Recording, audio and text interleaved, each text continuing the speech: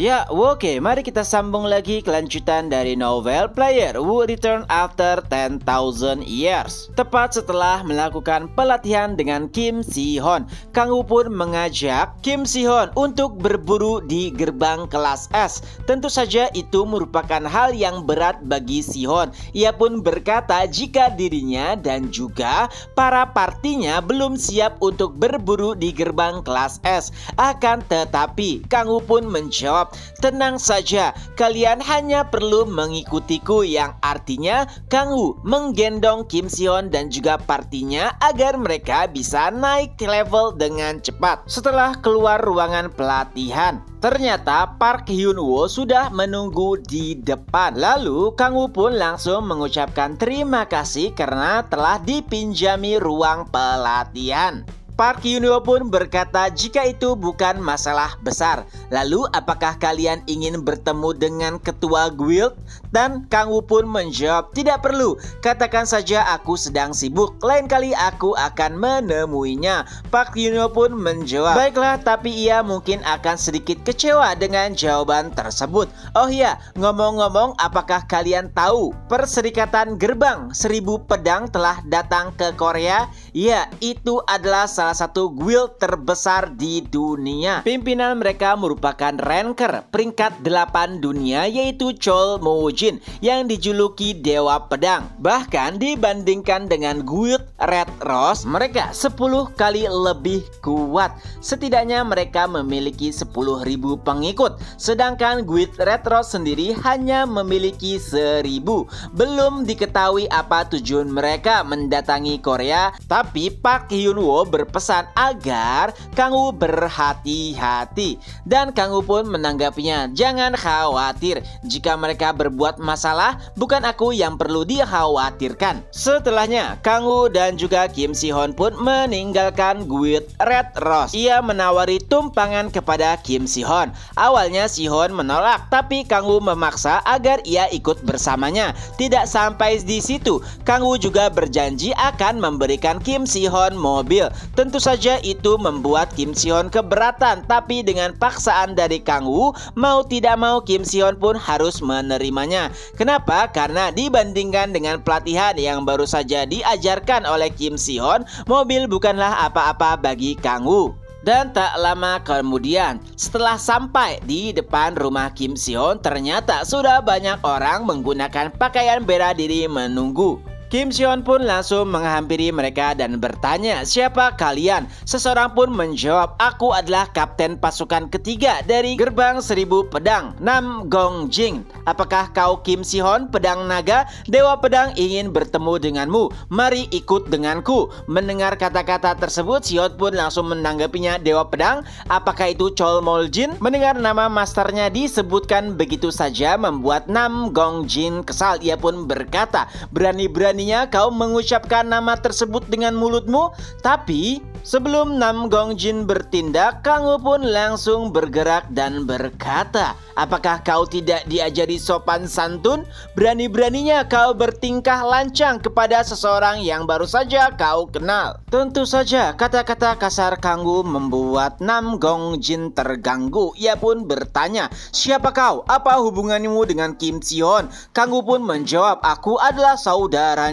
Lalu Nam Gong Jin kembali berkata, bukankah saudaranya di penjara? Kang Woo pun menjawab, ada hubungan yang lebih kental daripada darah. Dan Nam Gong Jin kembali berkata, baiklah, tapi kami tidak tertarik padamu. Yang kami inginkan hanyalah pedang naga. Mendengar hiungnya diremehkan, nampaknya membuat Kim Si-Hon kesal. Ia pun berkata, jangan coba-coba kau berbicara enteng dengannya. Iya, Kang Woo merupakan sosok penyelamat bagi Kim Si-Hon. Tentu saja ia tidak suka jika ada seseorang yang meremehkannya. Dan tindakan Kim Si-Hon membuat Nam Gong Jin terpancing. Ia bahkan ingin mengeluarkan pedangnya dan berkata, nampaknya kau telah bertindak terlalu tinggi karena banyak orang-orang yang mengagumimu. Nampaknya aku harus mengajarimu jika ada langit di atas langit. Tapi sebelum Nam Gong Jin mengeluarkan pedangnya, tangan Kang Woo sudah menahannya dan berkata,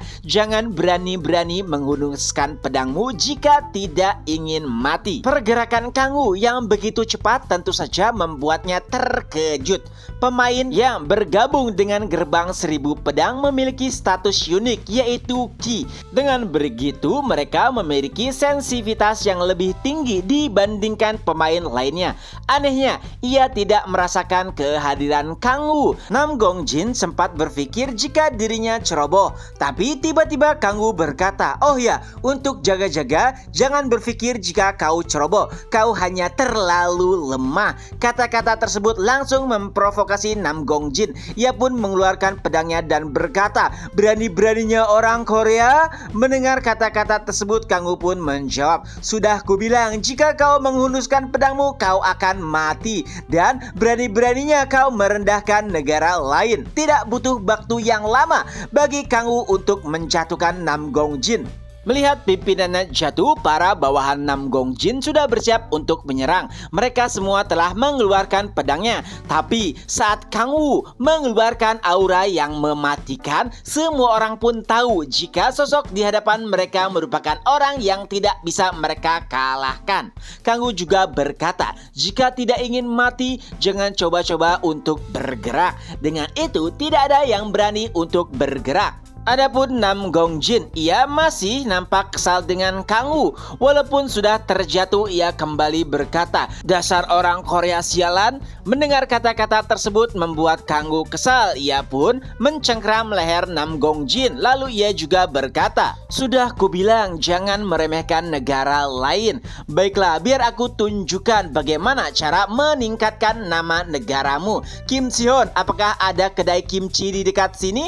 Dan Kim Si-hyun menjawab, "Ya, ada Hyung Nim." Nah, bukannya dihajar, Nam Gongjin dan yang lainnya malah diajak oleh Kang Wu untuk makan rebusan kimchi. Tentu saja awalnya Nam Gongjin menolak untuk memakan makanan tersebut karena terlihat seperti gado-gado. Mendengar kata-kata Nam Gongjin membuat Kang Wu kesal, dan dengan aura membunuh yang kuat, mau tidak mau mereka semua pun mulai memakan rebusan kimchi tersebut. Dan anehnya, tidak butuh waktu yang lama bagi mereka untuk menghabiskan rebusan kimchi tersebut. Mereka makan nambah beberapa mangkuk lagi. Kang Wu mulai bertanya, "Jadi bagaimana? Bukankah ini makanan yang lezat?" Nam Gongjin pun menjawab, "Ya, lumayan." Lalu Kang Wu menanggapinya, "Lumayan, tapi kau telah menghabisi 2 mangkuk lebih." Sejujurnya ini pertama kalinya bagi Nam Gongjin merasakan rebusan kimchi. Ia sudah sering datang ke Korea, tapi selalu disuguhi makanan dari chef terbaik. Anehnya, ia belum pernah merasakan kimchi, dan setelah merasakannya, ia malah langsung jatuh cinta. Setelah memakan semua makanan yang ada, Kang Wu dan juga Kim Si-hyun pun meninggalkan mereka semua dan berkata, "Oh ya, Raja Pedang atau apapun itu, jika ingin bertemu dengan Kim Si-hyun, suruh ia datang sendiri." Dengan itu, Kang Wu pun benar-benar meninggalkan semua orang tanpa membayar. Beberapa saat kemudian, di Cina, Nam Gongjin telah kembali. Ia pun menyampaikan ataupun melaporkan kejadian yang menimpanya di Korea. Tentu saja itu membuat Chun Moo-jin tertarik, tapi ia juga merasa kesal karena bawahannya bertindak semena-mena. Ia diutus karena bisa berbahasa Korea, tapi malah bertindak sok tinggi di hadapan tamu yang ingin ia undang. Dengan energi Ki-nya, Chun Moo-jin pun menarik Nam Gongjin dan mencengkram lehernya. Ia juga berkata,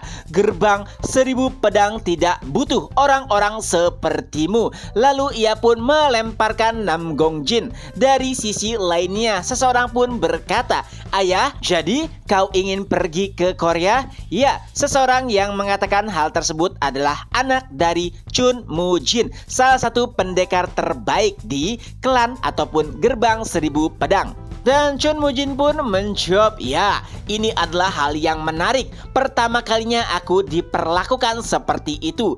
Karena bahkan Presiden Cina hormat ataupun sopan kepadanya." Dengan itu, Chun Moo-jin pun bersiap untuk terbang ke Korea. Chapter pun berakhir. Nah, itulah kelanjutan dari novel Player Who Returned After 10,000 Years. Semoga terhibur. Ketemu lagi di next video. Bye-bye.